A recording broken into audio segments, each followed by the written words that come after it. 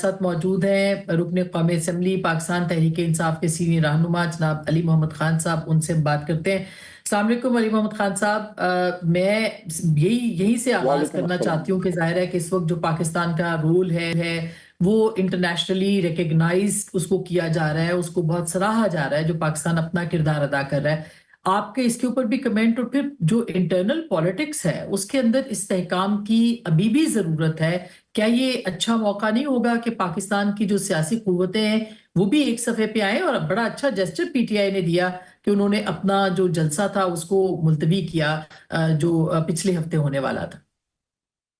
बिस्मिल्लाह रहमान रहीम। अल्लाहुम्मा सल्ली अला मुहम्मदिन व अला आलि मोहम्मद। सबसे पहले तो मैं ये कहूँगा कि पाकिस्तान है तो हम हैं, और पाकिस्तान की इज्जत जिस चीज़ से बढ़ती है हमने उसको हमेशा सपोर्ट किया और किसी पे एहसान नहीं किया और गैर मशरूत किया। जब ये सेशन इजलास शुरू हुआ और पाकिस्तान का ये किरदार सामने आ रहा था और हमसे ये डिमांड की जा रही थी कि आप अपना जलसा या एहतजाज जो भी उसको नाम दें मौखर करें। इत्तेफाक से कौमी असम्बली में उस वक्त मैं फ्रंट बेंचेस पे मौजूद था और हमारी बात की क़यादत नहीं आई थी। स्पीकर साहब ने मेरी तरफ देखा और उन्होंने सवाल किया कि क्या तहरीक इंसाफ अब इस पे क्या, क्योंकि ऐवान में ये डिस्कस हो रहा था कि इस पे बाकी कार्रवाई मुअत्तल करके इस पे बात की जाए। मुझे ये नहीं पता था कि मेरी जमात का फैसला क्या होगा, पॉलिटिकल कमेटी ने अभी क्या फैसला किया है, क्योंकि अभी मैं पॉलिटिकल कमेटी का हिस्सा नहीं हूँ, और खान साहब की क्या डायरेक्शन आई है उसका भी मुझे नहीं पता था। लेकिन मैंने उसी सोच के साथ, जितना मैं इमरान खान को समझता हूँ, मैंने उधर वही की कि पाकिस्तान की बात है, पाकिस्तान उम्मत मुस्लिमा के अमन की बात है, ईरान के बचाव की बात है। इंशाअल्लाह हम पाकिस्तान के साथ खड़े हैं और पाकिस्तान की खातिर, इस्लाम की खातिर हम हुकूमत को सपोर्ट करेंगे। लेकिन वहां मैंने एक नुक्ता और भी पेश किया था जो आपके सवाल का उसमें जवाब पिन्हा है, और वो ये था कि वक्त आ गया है कि हम अब इस सियासी निज़ाम को इस्तेहकाम की तरफ लेके जाएं, सियासी असीरान को भी लेके आएं। इमरान खान साहब का मैंने जिक्र किया कि उनको भी आप एंगेज कीजिए और मुल्क में एक कौमी इत्तेफाक राय की फिजा बनाइए। तो बिल्कुल जो इस वक्त तहरीक इंसाफ ने किया है, हमने गैर मशरूत किया। ख्वाजा आसिफ साहब, राजा परवेज अशरफ साहब, नवीद कमर साहब और कुछ उनकी और क़यादत हमारे अपोजिशन लॉबी में आई। उन्होंने हमसे रिक्वेस्ट की, सपोर्ट मांगी कि आप जलसा मौखर करें और इस इशू पे आप सपोर्ट कीजिए। हमने कहा पाकिस्तान की खातिर हम आपके साथ खड़े हैं। मैंने ख्वाजा आसिफ साहब को अर्ज किया वहां कि हम कोई आपसे डिमांड नहीं कर रहे, हम आप पे कोई एहसान भी नहीं कर रहे, हम गैर मशरूत सपोर्ट कर रहे हैं पाकिस्तान की खातिर और ईरान और उम्मत मुस्लिमा की खातिर। तो अभी भी जो डेवलपमेंट्स हो रही हैं, कोई भी पाकिस्तानी उस पर खुश होगा जिससे पाकिस्तान की इज्जत बढ़े।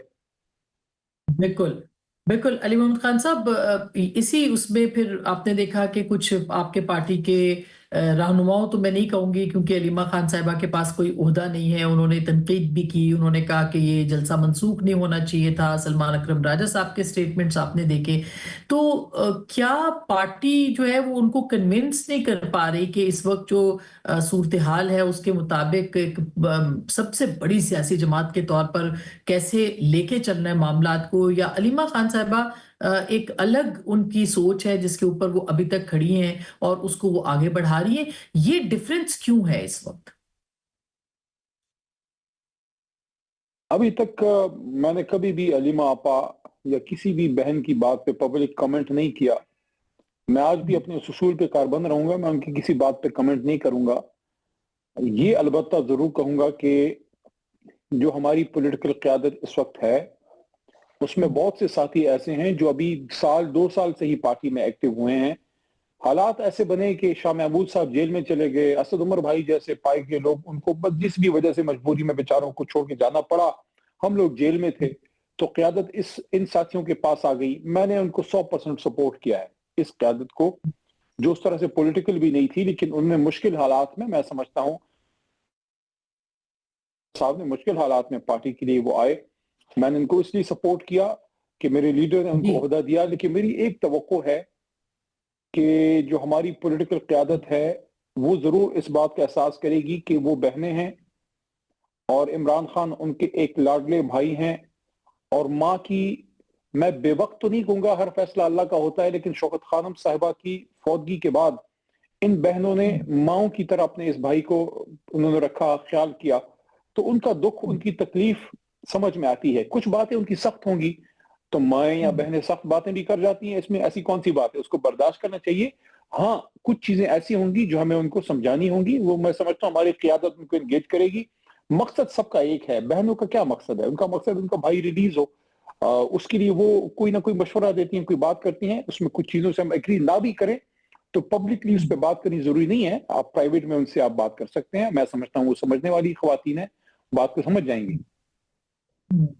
اب علی محمد خان صاحب، محمود خان اچکزئی صاحب جو ہے انہوں نے جو مذاکرات ہو رہے ہیں ان کی حمایت کی ہے، پاکستان تحریک انصاف کا اس معاملے کے اوپر کیا موقف ہے؟ میں یہ بھی جاننا چاہتی ہوں کہ یہ بھی کہا جا رہا ہے کہ راجہ ناصر عباس صاحب اور محمود خان اچکزئی صاحب کو ہٹایا جائے اور اپنی جو پی ٹی آئی کی قیادت ہے اس کو سامنے لایا جائے، تو اس بارے میں آپ کیا کہتے ہیں؟ دیکھیں، اس پہ ایک وقت میں نے ایک رائے دی تھی کہ میں جی سمجھتا تھا کہ پارٹی کی جو قیادت پارلیمنٹ میں موجود ہے انہی میں سے، چاہے کوئی بھی ہو، بہت سے سینئر لوگ موجود ہیں، ان میں سے کسی کی ذمہ داری دی جائے، کیونکہ وہ پارٹی کو اور خان صاحب کی ذہن کو سمجھتے ہیں۔ 15 20 10 سال سے ہم لوگ خان صاحب کے ساتھ ہیں۔ لیکن جب پھر خان صاحب کا ایک فیصلہ آ گیا، دیکھیں آپ اپنی رائے پارٹی میں دیتے ہیں، لیکن جب فیصلہ آ گیا پھر آپ فیصلے کے ساتھ ہیں۔ جب سے فیصلہ آیا ہے راجہ ناصر عباس صاحب یا اچکزئی صاحب کو، کم از کم میں اپنا کہہ سکتا ہوں کہ میں نے 200% سپورٹ کیا ہے۔ میں جتنی پی ٹی آئی کی قیادت کو اندر دیکھ رہا ہوں، پارلیمنٹ کے اندر سب نے سپورٹ کیا ہے۔ اب اچکزئی صاحب ایک پولیٹیکل ورکر ہیں اور سینئر آدمی ہیں، وہ مذاکرات کی بات کرتے ہیں۔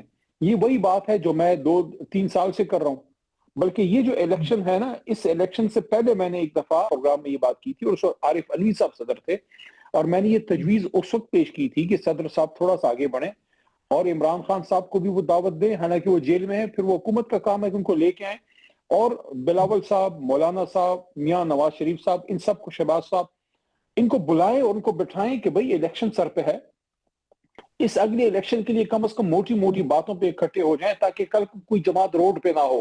اور اتفاق سے میری ہی جماعت پہ روڈ پہ ہے، کیونکہ مجبوراً ہمارا جو ہے مینڈیٹ چرایا گیا تو ہمیں احتجاج کرنا پڑا۔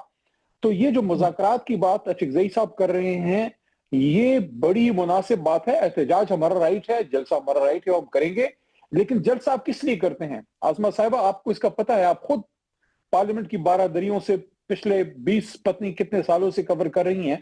ہر احتجاج کا مقصد ہوتا ہے اقتدار کے دروازے پہ دستک دینا، ایک سیاسی انداز میں۔